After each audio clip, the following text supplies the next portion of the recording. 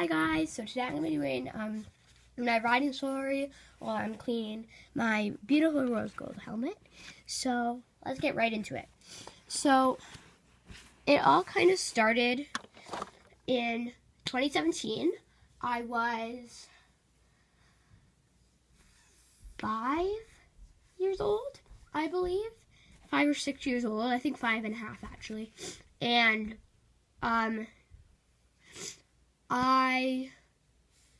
so our friends, we were all quite horsey group, but we never really took riding. We'd all do like festival rides, and we'd go to the Royal Winter Fair and stuff. But we never really not competitively, but really rode horses. We just kind of did it when there was the odd pony ride or something at a festival or a fair. We'd do it because we just loved horses. So, pardon my snuffling. I have a stuffy nose. Don't worry, it's not COVID, I tested. But we really enjoyed that. So, our parents looked into a few places, and we found the place that I'm at now. I'm not going to say that place because that's kind of private, but we started there in 2017, I think June or July of 2017. So it's going to be my 5-year anniversary of riding soon. I started riding a horse named Trudy, and you've probably seen a few videos of her on my channel. She was pretty much the very first horse that I rode at my barn. I think she was actually, but she was this massive thing, but she had a literal heart of gold, and you could literally put a cat on her and she wouldn't flinch. Like, she'd walk around and wouldn't even care about the cat. Like, she was such a little angel, and you could do anything to her. You could, like, flap your arms at her and she wouldn't move. Like, that's how good she was. But I think in around... But the time when I was riding her, she was about 19 or 20. And she was she was still in perfect condition. Like, our place, they do their teeth, they do their feet, and they take really good care of their horses. But in I think 2019, she had a hoof infection, and they were dealing with her, and she was somewhat getting better, like as most as she could, and she wasn't quite able to be ridden because of her hoof infection. It would hurt her if she was ridden. Really, most things she could do was be in her stall, and she's on stall rest forever, and be in the paddock, in our small stand paddock, so it wouldn't be too hard on her. But I believe in 2019, her hoof infection really flared up, and they couldn't do anything about it, and they were really upset, but she passed away. And a lot of people were quite upset because she was this amazing horse who did so much for a lot of people, and she had passed away. And I think they kind of had an idea that she was going to pass away, but I think no one really wanted to believe it because it's quite hard to believe that type of thing. But everyone was quite sad, and I was incredibly sad. I really loved her. Like, I brought carrots, and I would give her snuggles when she wasn't feeling good and stuff. So that took a big toll on me, and it really hurt my heart because that was like one of my favorite horses. So after that, in 2019, they got 2 fjord horses, and fjord horses are pretty rare horses. I was one of them. I've made a video on him. This is a fjord, and the mane has black stripe in it, and they have like a little brown thing going down there, but I didn't do it on this one because I couldn't find a matching color. But they got 2 fjord horses, a mare and a gelding, and we did a whole, like, everyone voted for names because they like doing that kind of stuff, like to make the barn like kind of help decide on different things, because we were all quite young at that time, and we were all quite appreciating that, and we thought it was all really fun. And the mare got named Molly, and about a year later, Molly had a foal. His name is Arthur, but he is sadly not with us. He didn't pass away, but we sold him because at that time she wasn't into the breeding business. She was already pregnant when she got her. But yeah, so, and the gelding, who this horse is based off of, was named Zipper.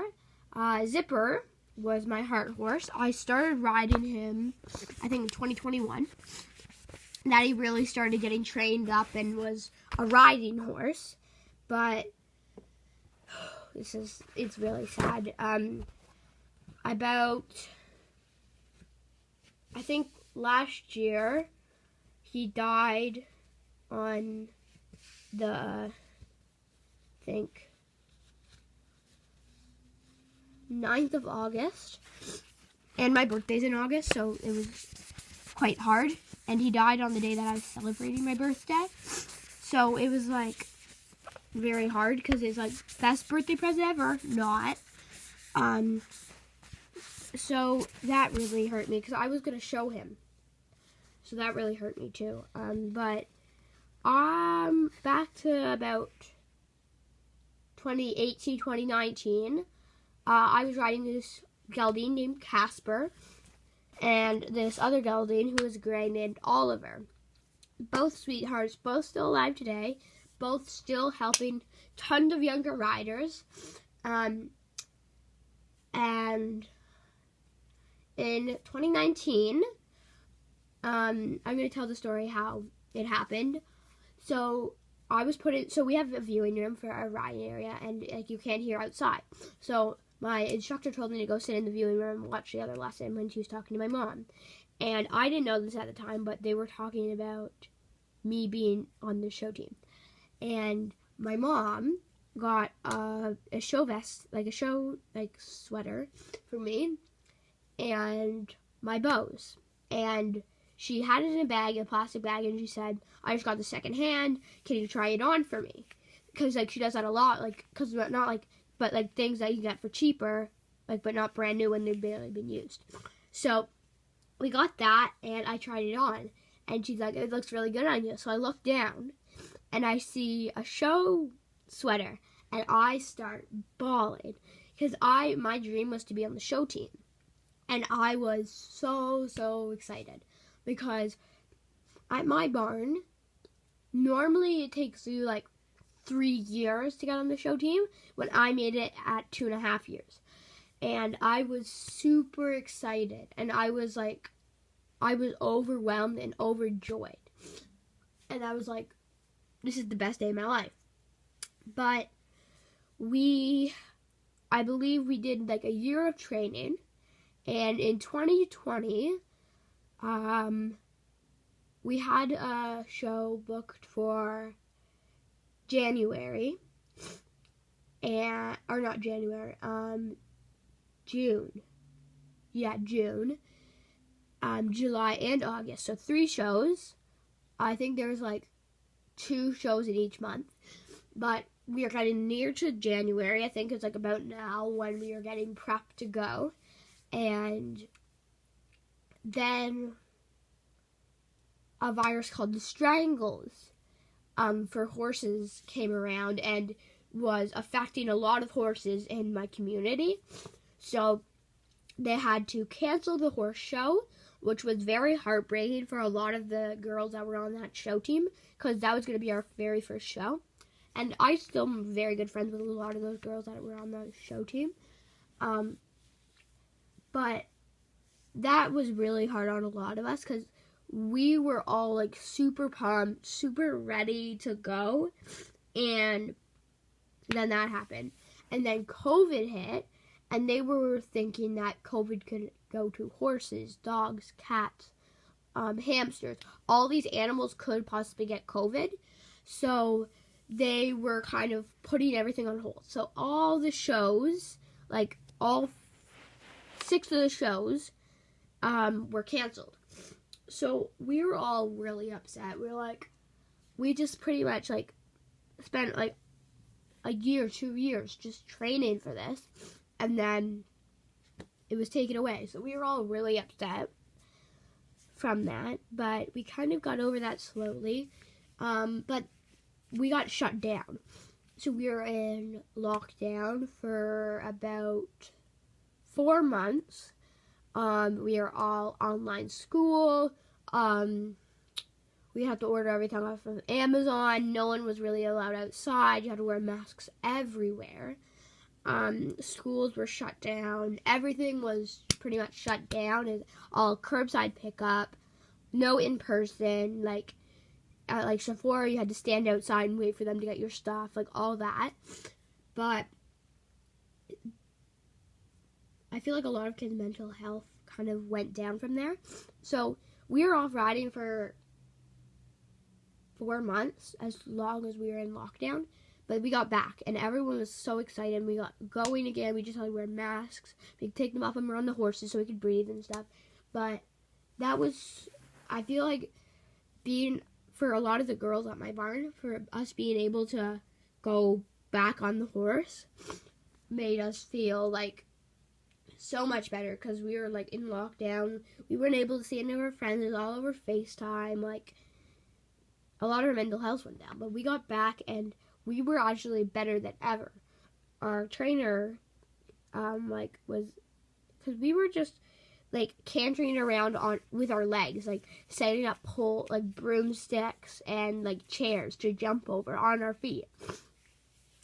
And we all got back, and we were like the most happiest thing on the planet that we could be riding again. And yeah, then I started riding Zipper, and then you can go check out my Rest in Peace Zipper video of the story of him. And yeah, so now we're in 2022. I